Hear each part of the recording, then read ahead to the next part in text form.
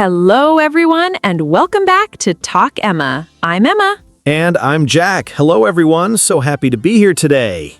And today, something that is going to completely change how you build sentences in English. Not a long list to memorize? Just 3 simple, powerful structures that fluent speakers use constantly every single day. And once you know these 3, your sentences will immediately sound more natural, more precise, more fluent. And before we start, please subscribe to Talk Emma. New episode every single day. Share this with one friend who wants to speak English more fluently today. Okay, 3 structures. Let's go. Emma, can I tell you something that happened at the weekend? Of course, what happened? So my car broke down on Friday evening. Oh, no, that is awful. I know, and the worst part, I had been putting off getting it checked for weeks. Jack, you keep doing this. Every few months, same thing.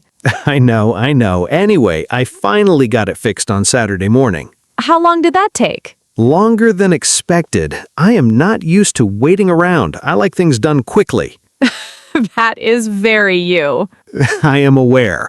But I sat in the waiting room for 2 hours, and I kept thinking, at least it is getting sorted. And did you get everything checked properly? I got the full service done. Oil, tires, everything. Felt much better after. Jack, did you notice something about that story? Let me think. You used all 3 structures from today without even thinking about it. And that is today's topic, because these 3 structures, they appear in almost every natural conversation, every day. And most learners either avoid them or get them wrong. But not anymore. Let's break them down one by one. Structure 1, get plus object plus V3. And this one immediately makes your English sound more natural, more native. Because this structure is about getting something done by someone else. You are not doing it yourself. Someone else does it for you. For example, I got my car fixed. I did not fix it myself. Someone fixed it for me. Or, she got her hair cut. She did not cut it herself. Someone cut it for her. And the structure, very clear. Get is the verb, changes tense depending on when. Object is the thing being done. V3 is the past participle. The third form of the verb. Past participle, Emma? Past participle, also called the third form of the verb, is the form we use after have or be, like fixed, done, cut, repaired, cleaned, painted. I have fixed it. Fixed is the past participle here.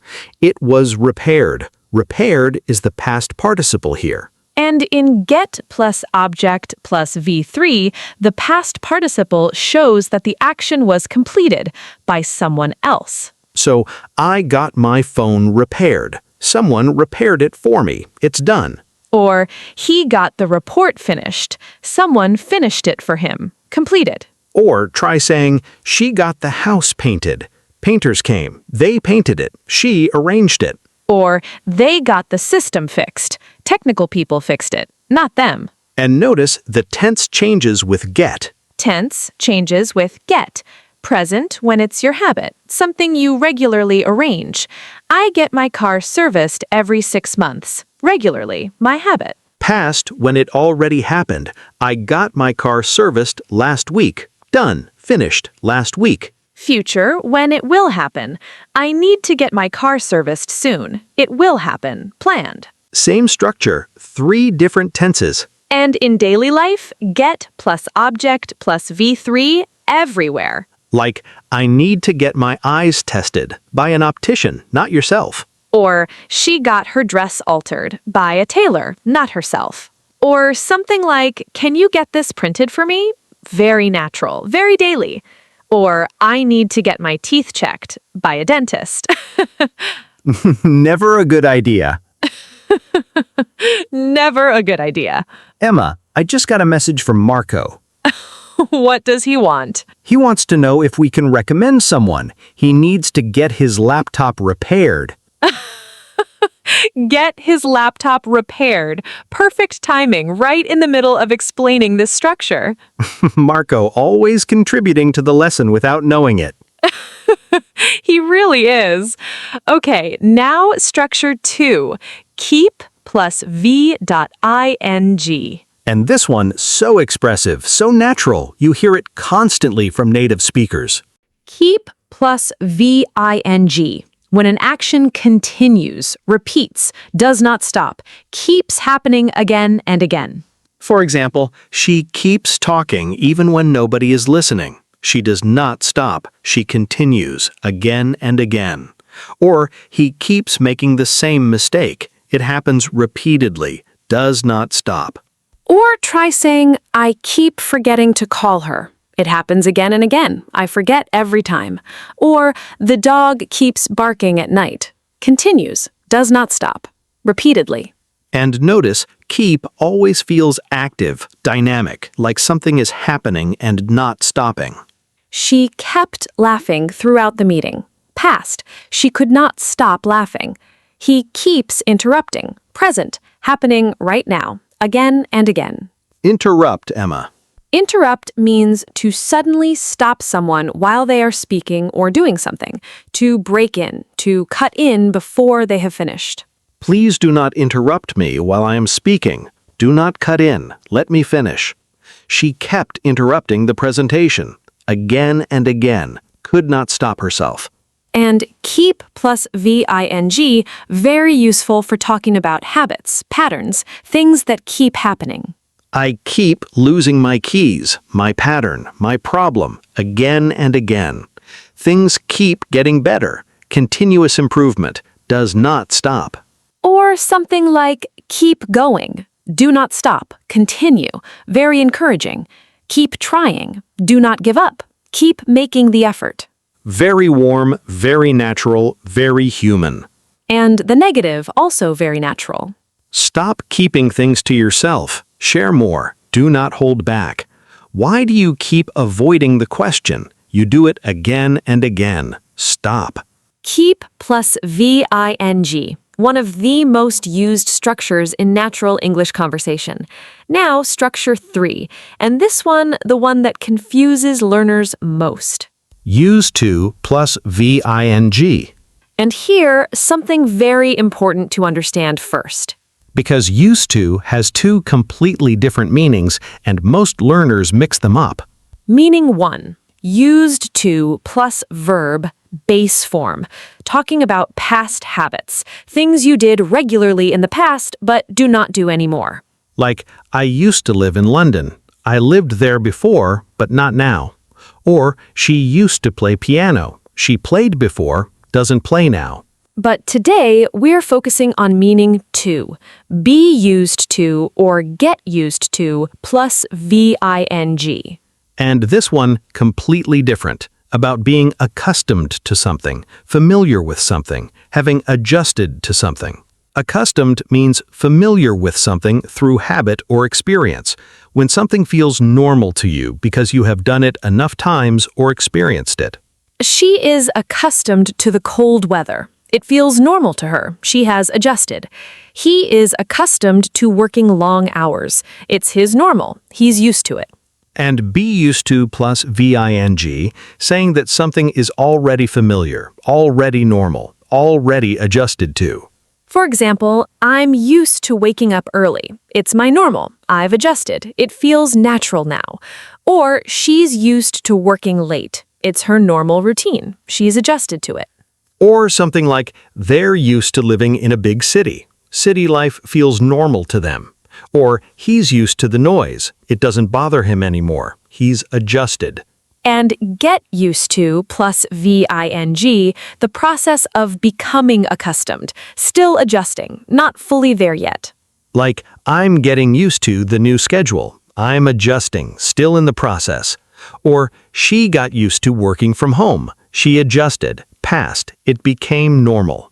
Or try saying, it takes time to get used to a new place. The process of adjusting, not instant. Or, he eventually got used to the early starts. He adjusted, eventually, over time. Be used to, already adjusted, already normal. Get used to, in the process of adjusting, becoming normal. I am used to this. It is already normal for me. I'm getting used to this. It is becoming normal. Still adjusting. Very clear difference. Very important to feel. Now, one complete natural conversation. All three structures. Flowing naturally. Two friends catching up after Emma starts a new job. Emma, how's the new job going? It has been 2 weeks now. Honestly, it is going well, but I keep making small mistakes. Nothing serious, but it happens every day. That is completely normal at the start. What kind of mistakes? Small things, like I keep sending emails to the wrong person. Oh no, have you got that sorted yet? I got the email settings fixed yesterday, actually, so hopefully that stops now. Good. And how are you finding the commute? It's much longer than before, right? It is. I'm getting used to it slowly. The first week was really hard, but now I keep reminding myself it's worth it. That's a good mindset. Have you got yourself a good coffee spot near the office? Yes, that was the first thing I got sorted, actually. Very important priorities. Of course. And the team? Are they friendly? Really lovely, although my manager keeps changing the deadlines. That's a little frustrating. Oh, I hate that. Have you said anything? Not yet. I'm still getting used to how things work there. I don't want to say the wrong thing too early. That makes sense. Give it time. Exactly. And once I get fully settled, I'll get my workspace properly organized too. Right now, it's a bit of a mess. Classic Emma. Organized everywhere except her desk. I know. But I'm getting used to it, slowly but surely. And did everyone catch all three structures throughout? 3 structures, 1 natural conversation about a new job. And every single one made the sentence more precise. That's what these structures do. They add a layer of meaning that simple sentences cannot capture. I make mistakes. Okay, basic. I keep making mistakes. Much more expressive. Someone fixed my car. Correct, but flat. I got my car fixed. Precise. This is how fluent speakers say it. The commute is hard.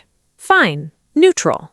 I'm getting used to the commute. You feel the adjustment. 3 structures, 3 layers of meaning, all yours. Before we finish, I want to say something.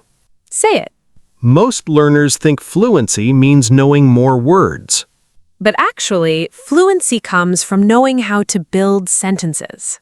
They're 3 of the most important building blocks in natural English. Once you know them, you'll hear them everywhere. In conversations, in podcasts, in films.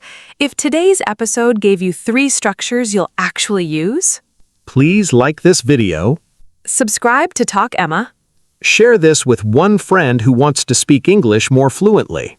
and leave us a comment. Write one sentence using any structure from today. Or what are you getting used to right now in your life? We read every single comment, every one. Thank you for being here. See you in the next episode. Until then.